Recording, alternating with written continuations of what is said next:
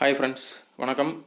இப்போ இந்த டீட்டெயில்ஸ் வந்து பழைய புக்லேயும் வந்து இருந்திருக்கு. சமச்சீர் பழைய புக்கில் இருக்குது, புது புக்லேயும் இருக்குது. ஸோ இது வந்து ரொம்ப முக்கியம். ஸோ இதை வந்து ஒரு ஷார்ட்கட்டாக பார்த்துடலாம். இது ஒரு டைம் நீங்கள் கேட்டிங்கனாவே போதும். நீங்கள் திரும்ப வந்துட்டு இது எப்போ வந்தாலும் பார்க்காமே வந்துட்டு உங்களுக்கான ஆன்சர் வந்து ஞாபகம் மாதிரி தான் இருக்கும்.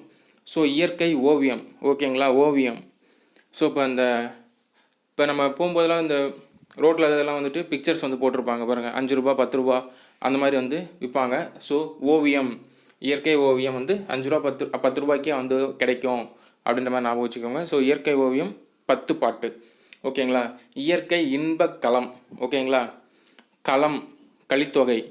நான் எப்படின்னு வச்சுருக்கேன்னா, இப்போ களி அந்த கூழ் அது இப்போ ரோட்டில் விற்பாங்க இல்லைங்களா?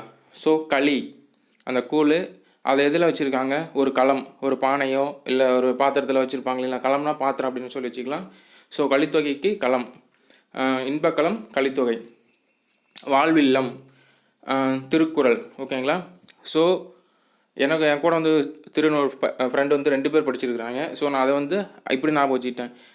இல்லம், வில்லம்னு வருது இல்லைங்களா? வாழ்வில்லம், இல்லம், திருவோட இல்லம் அப்படின்னு சொல்லிட்டு நான் ஞாபகம் வச்சுருக்கேன். ஸோ அந்த மாதிரி இயற்கை இன்ப வாழ்வு நிலையங்கள்.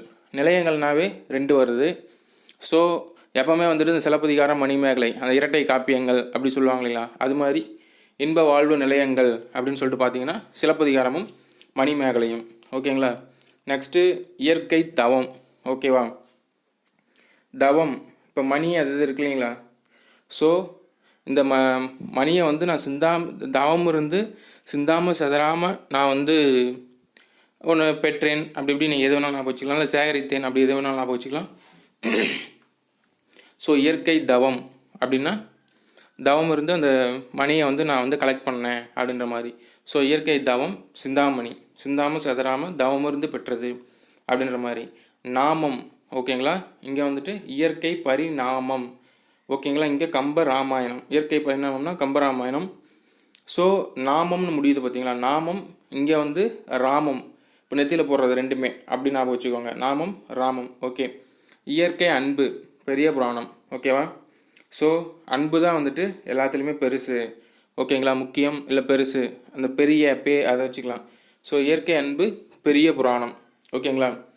இயற்கை இறையுறையுள் அப்படின்னு சொல்லிட்டு கொடுத்துருக்காங்க. ஸோ இதெல்லாம் போக மீதி இருக்கிறது ஒன்று.